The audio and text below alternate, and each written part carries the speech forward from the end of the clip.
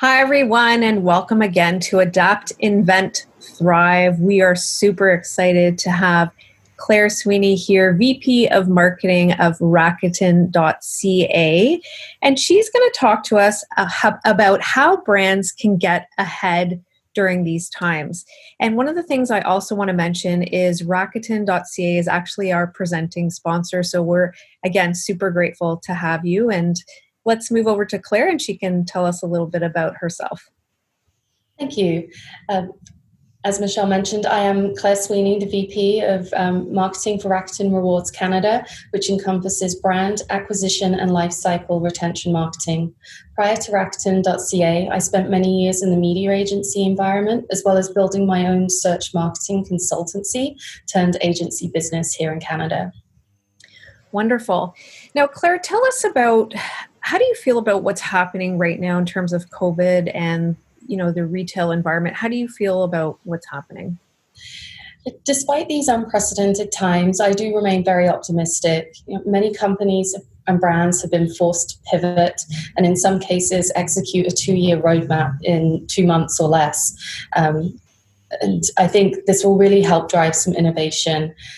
Plus, on a more personal level, I live in a city and I can now see stars again when I'm out at night. So I'm glad the earth is getting a bit of a rest. Isn't that fabulous? You can hear like crickets at night too. And it's wonderful. It's like you're up at the cottage, but you're actually in the city. Exactly. So Rakuten is actually the perfect example of adapting, inventing, and thriving, which is, the 3 key pillars of our online conference. So tell us how Rakuten evolved from Ebates and take us through, each of the pillars. So how did you adapt? How did you invent? And how did you thrive? Sure. So Ebates came to Canada in 2012, which was more than a decade after first launching in the US. We were acquired by a Japanese conglomerate, Rakuten, in 2014. They're a global company whose operations span more than 70 businesses across shopping, travel, telecommunications, advertising, media, and entertainment. By taking the Rakuten name, we are most accurately reflecting who we are today, a company that gives members all the cashback they were used to before, now with even more opportunities to save. So our Rakuten brand creative is fresh, it's young, and it reflects the idea of getting more out of life by earning cashback on everyday purchases. It's fun, it's energetic, it's light and cool, but ultimately our core values and programs are still the same as they were before, which is giving members cashback. Wonderful. Rakuten had close to 0 brand awareness in Canada before rebranding, and within 6 months we were able to achieve our Ebates awareness levels, and we're growing still. You may have noticed we have some sports partnerships with FC Barcelona and the NBA Golden State Warriors. Historically, our demographic skewed towards females and mums, the chief purchase officers, but now we're much more diversified. I actually put in a huge order today through Children's Place and I used Rakuten.ca, so super excited. That's great. And the other thing that I actually super love is there's one commercial that talks all about how do you pronounce Rakuten, and I had no idea, and I think that's just brilliant marketing. Shout out, payout, yes, those are very popular, very useful in helping us educate members on our new name. Wonderful. So let's talk about the current retail climate. So where are we, sitting? What are we looking like? How are things right now? Well, Stats Canada actually released figures last week that stated that retail sales fell for the first time in 5 months, plunging 10% in March. Automotive and gas stations saw some of the biggest declines, followed by clothing accessories, as well as furniture and home furnishings. Retail e-commerce sales have soared, though. The pandemic caused many Canadian retailers to open or expand their e-commerce platforms in March in response to physical distancing measures and storefront closures. It also forced more consumers to shift their behavior to online. And sure, as many people have struggled to get hold of certain items, it's no surprise that grocery and general merchandise stores have surged. We actually saw these trends in real time, and we were able to very quickly build new site content and revise our marketing efforts to help members find what they needed. Right now, we're seeing growth in self-care, and we're actually expecting domestic travel to pick up quite soon. Fabulous. Can't wait to go away one day soon. Tell us, how has the retail climate changed and how will it continue to change?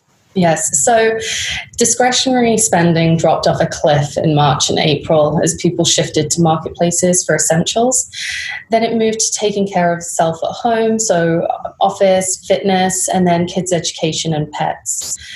June will still be a tentative month for retail as we slowly come out of lockdown and stores reopen. But this doesn't mean that we'll immediately see a return to the traffic and sales levels that we saw before, but we'll likely just see a bit of a rebound. Good. July is usually a transitional month in retail as stores look to clear out spring and summer inventory to make room for their fall products. This year, the transition will be really crucial. And then summer will usher price drops like we've never seen before. We anticipate that seasonal goods will be really heavily discounted and value-driven customers will benefit. And then finally, Amazon Prime Day moved to August. This will be a chance for a Black Friday type shopping holiday where retailers will be able to use the moment to reach consumers and spur incremental spending. Interesting. Mm-hmm. And what sort of retail innovations have grabbed your attention recently? So there are a number of innovations that had already emerged, but now potentially going to accelerate through to support the shifts in consumer behavior. A couple that I'm really excited about. AR application in retail is something that I've been really excited about for years. I think this is really going to grow, and as more consumers become accustomed to the idea of their living rooms and their phones becoming dressing rooms and showrooms. Other technologies such as skip checkout apps, which will help shoppers practice social distancing by avoiding long lines in checkouts. Those are a couple of the tech innovations that I'm really excited to see grow. Those are really cool and really exciting. Yeah. AR is just a whole other, it's amazing with video and what I do. It's pretty cool. Yeah, for sure. What should retailers and brands be thinking about now to get ahead for later? So this can be a moment of first mover advantage. Many stores and brands cut back on marketing and customer acquisition due to the pandemic. So the retailers that spend first can also be the ones that move their inventory first and acquire a new set of customers along the way if they market strategically. The other thing to think about is how your communication around COVID-19 mitigation is. So, such as curbside pickups, social distancing requirements to minimize contact. Combined with aggressive discounts, this may be enough to get consumers back into the retail store environment. Are there any miss-out opportunities that retailers need to think about? Customer feedback is a blessing, no matter what the sentiment is. It really allows you to action and improve on. If you're not listening to customers, you risk falling short of their expectations. Also, we have passed that initial phase, which was around needs and must-haves. We're now starting to reimagine work, home, family, school, meals, celebrations, and fashion in the long term.